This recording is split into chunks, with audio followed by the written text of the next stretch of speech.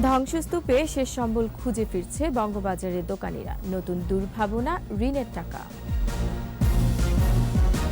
এত বছরে গড়ে ওঠেনি ফায়ার হাইড্রেন্ট ব্যবস্থা, পানির সংকটে বাড়ে আগুনের ক্ষয়ক্ষতি। এবং দক্ষ জনশক্তি রপ্তানির নতুন বাজার খুঁজছে সরকার, অর্থনৈতিক কূটনীতি জোরদারের তাগিদ।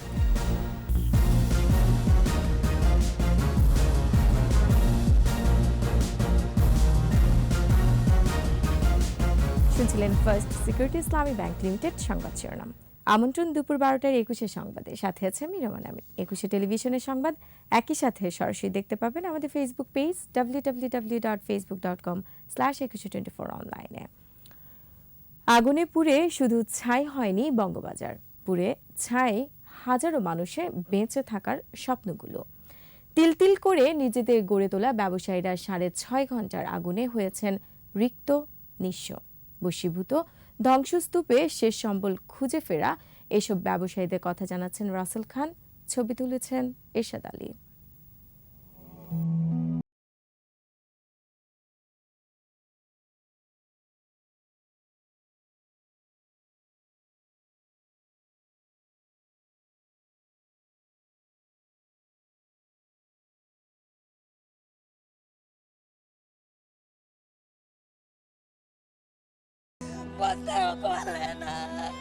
ব্যাংক থেকে ৩৫ লাখ টাকা ঋণ আর গ্রামের জমি বিক্রি করে ৭০ লাখ টাকা দিয়ে বঙ্গবাজার মার্কেটে 4টি দোকানের পজিশন কিনে ব্যবসা শুরু করেন এই ব্যবসায়ী।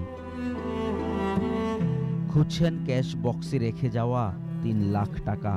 ধ্বংসস্তূপ থেকে বাক্সটি পেয়েছেন ঠিকই, তবে মিলেছে শুধু ধ্বংসাবশেষ। ওই আধার মার্কেটে একটা দোকান ছিল, ওটা ৭৫ লাখ টাকা বিক্রি করে আমি সম্পূর্ণ টাকা আমি ব্যবসায় ঢুকাইছি। আর আমার ওই ব্র্যাকের লোন ছিল ৩৫ লক্ষ টাকা দিয়ে আমি মোটামুটি ভাই আমি মাল ঢুকাইছি। আমার মালগুলি সব শেষ হয়ে গেছে, কিচ্ছু বের করতে পারি নাই। ক্ষুদ্র ব্যবসায়ী জামালের মতো অনেকেই আগুন নেভার পর ছুটে আসেন ক্যাশ বক্সে রাখা টাকার সন্ধানে, তবে নিরাশ হয়ে ফিরেছেন সবাই। কালকে মাল আসার কথা অন্যান্য কারখানা ফ্যাক্টরিগুলো থেকে, তার আগের দিনও আমার 3.5 লক্ষ টাকার মাল ঢুকছে। প্রত্যেক দিন মাল আসতো, দোকান থেকে সেল করে দিতাম। আজকে কিছুই আমাদের নাই, সব আমরা নিঃস্ব, কিছুই করতে পারলাম না।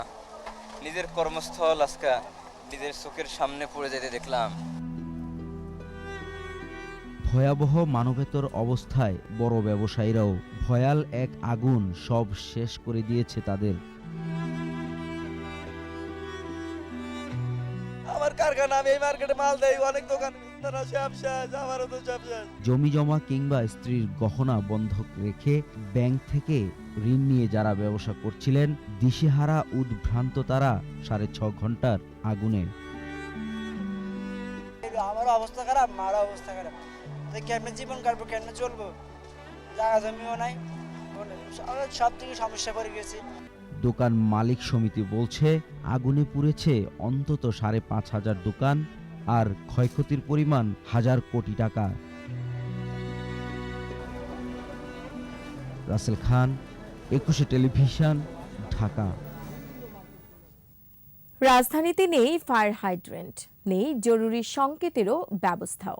বিশেষজ্ঞ আর নগর পরিকল্পনাবিদদের মতে টেকসই নগর ব্যবস্থা গড়ে তুলতে সরকারের সংস্থাগুলোর সমন্বয়ের ঘাটতি রয়েছে। বিস্তারিত আহমেদ বাবুর প্রতিবেদনে। 2012 সালের 24 নভেম্বর আশুলিয়ার তাজরিন ফ্যাশনে অগ্নিকাণ্ডে মারা যান 101 জন। এর আগে পুরান ঢাকার নিমতলিতে আগুনে পুড়ে মৃত্যু হয় 117 জনের। আর 2019 সালের 20 ফেব্রুয়ারি চুরিহাট্টায় মৃত্যুর সংখ্যা 71 জন। 4 এপ্রিল পুড়ল বঙ্গবাজার। কিন্তু কেন বারবার আগুনে জানমালের এই ক্ষয়ক্ষতি? অগ্নি নির্বাপক বিধিমালা পাশ হলেও এর বাস্তবায়ন নেই। অগ্নি প্রতিরোধ ও নির্বাপন বিধিমালা 2016 এটা সংসদে পাশ হয়ে আইন মন্ত্রণালয় থেকে অলরেডি সার্কুলেশন হয়ে গেল। হওয়ার পর এটা ডিপার্টমেন্ট থেকে এটার অ্যাকশানও স্টার্ট হলো, কিন্তু অলৌকিকভাবে কি ব্যবসায়ীরা মিলে ডিজি ফায়ার সার্ভিসের সঙ্গে কি মিটিং টিটিং করে দেখা গেল যে ডিজি ফায়ার সার্ভিস একটা চিঠি দিয়ে এই বিধিমালার কার্যকারিতা বন্ধ রেখে একটা চিঠি দিয়ে দিলেন। রাজধানীর কোনো ভবন বা মার্কেটে আগুন লাগলে তা নেভানোর অন্যতম বাধা স্থাপনার অবকাঠামো। হাইড্রেন্ট ব্যবস্থা অবিলম্বে চালু করতে হবে সরকারকে। এটাই হলো এই শহরের আধুনিকরণের সর্বপ্রথম আর একটা শর্ত। 2 নম্বর শর্ত যে ইমার্জেন্সি লেন, যেমন অ্যাম্বুলেন্স বা ফায়ারের গাড়ি, পুলিশের জরুরি গাড়ি, এগুলো যে রাস্তা দিয়ে মুভ করবে সেই রাস্তা আলাদা থাকতে হবে। নগর পরিকল্পনাবিদরা বলছেন, আধুনিক নগর ব্যবস্থাপনা গড়ে তুলতে প্রয়োজন যথাযথ পরিকল্পনা, পাশাপাশি রাজনৈতিক সদিচ্ছা। রাজনৈতিক সদিচ্ছার প্রায় পুরোটাই নির্ভর করে আসলে সরকারি প্রশাসন যন্ত্র এবং সরকারি যারা নীতি নির্ধারক তাদের ইচ্ছার উপর। যে প্রতিষ্ঠানের যে কাজ, সেই কাজগুলো করতে হবে এবং সেই কাজগুলো যদি না হয়, আমরা এখানে দেখতে পাচ্ছি ফায়ার সার্ভিস ওনারা 10 বার নোটিশ দিয়েও ওনাদের কাজ হয়নি, সিটি কর্পোরেশন ঝুঁকিপূর্ণ ঘোষণা করেও কাজ হয়নি। কেন হচ্ছে না সেটা খতিয়ে দেখে কিন্তু তার পরবর্তী পদক্ষেপ নিতে হবে। পরবর্তী পদক্ষেপ নেওয়ার ক্ষেত্রে বিশাল একটা ঘাটতি ছিল বলে কিন্তু আমার কাছে মনে হয়। 1666 সালে লন্ডন শহরে বড় ধরনের অগ্নিকাণ্ড হলে পরিকল্পনা করে আমূল পরিবর্তন আনা হয়েছে, কিন্তু বাংলাদেশ কেন পরিকল্পনাগুলো বাস্তবায়ন করতে পারছে না, এই প্রশ্ন তাদেরও। সামান্য কোনো দুর্ঘটনা বা আগুন লাগার সুযোগ বা আশঙ্কা যেন না থাকে তার ব্যবস্থা করলো, কিন্তু আমরা কি সেটা করতে পেরেছি? নিমতলী তাদেরগুলো মারা যাওয়ার পর। আহমদ বাবু, 21 টেলিভিশন, ঢাকা। গেল বছর রেকর্ড 11 লাখেরও বেশি কর্মী গেছেন বিদেশে, যার সিংহভাগের গন্তব্য মধ্যপ্রাচ্য। কিন্তু অদক্ষ কর্মী যাওয়ায় প্রত্যাশিত রেমিটেন্স আসছে না। এমন বাস্তবতায় দক্ষ জনশক্তি রপ্তানির নতুন বাজার খুঁজছে সরকার। সংশ্লিষ্টরা বলছেন, চাহিদা নির্ণয় করে নতুন শ্রম বাজারে দক্ষ ও প্রশিক্ষিত জনশক্তি পাঠালে রেমিটেন্সে ব্যাপক গতি আসবে। আরো জানাচ্ছেন আকবর হোসেন সুমন। গত বছর কাজ নিয়ে বিদেশে গেছেন রেকর্ড 11,35,873 জন বাংলাদেশি, যার মধ্যে 6,12,418 জনের গন্তব্য পুরনো শ্রম বাজার সৌদি আরব। এছাড়া ওমানে 1,79,000 এবং আরব আমিরাতে গেছেন 1,02,000 কর্মী। কিন্তু এই বাড়তি কর্মী প্রেরণের প্রভাব নেই রেমিটেন্সে। অর্থ বছরের প্রথম 9 মাসে দেশে রেমিটেন্স এসেছে $16.3 বিলিয়ন, যা গত অর্থ বছরের একই সময়ের চেয়ে 5% বেশি।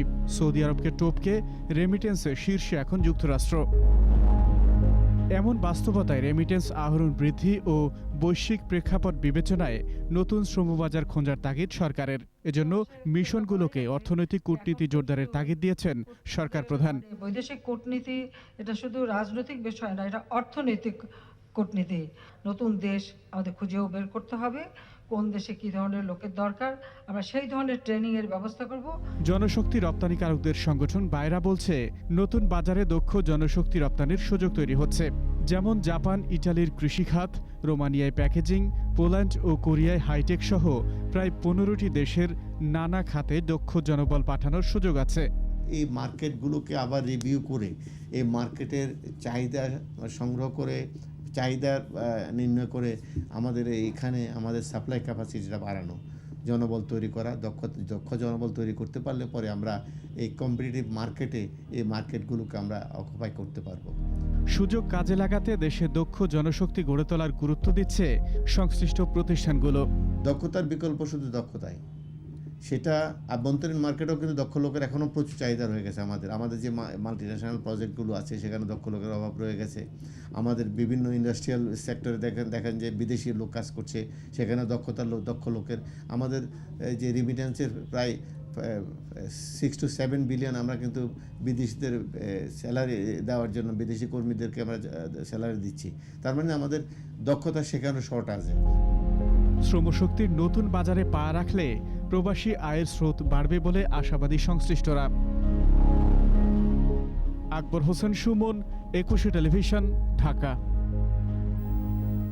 আর এরই সাথে শেষ করছি দুপুর 12টার 21 সংবাদ। যাবার আগে ফার্স্ট সিকিউরিটি ইসলামী ব্যাংক লিমিটেড সংবাদ শিরোনামগুলো আরও একবার।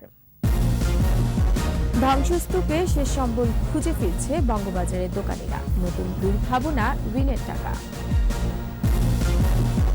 এত বছরে গড়ে ওঠেনি ফায়ার হাইড্রেন্ট ব্যবস্থা, পানির সংকটে বাড়ে আগুনের ক্ষয়ক্ষতি। এবং দক্ষ জনশক্তি রপ্তানির নতুন বাজার খুঁজছে সরকার, অর্থনৈতিক কূটনীতি জোরদারের তাগিদ।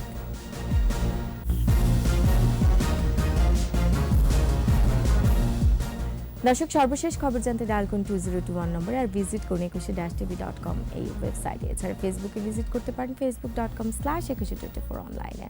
এতক্ষণ সাথে থাকার জন্য ধন্যবাদ। পরবর্তী সংবাদ দুপুর 2টায় দেখার আমন্ত্রণ রইল। স্বাস্থ্যবিধি মেনে চলুন, সুস্থ থাকুন, 21-এর সাথেই থাকুন।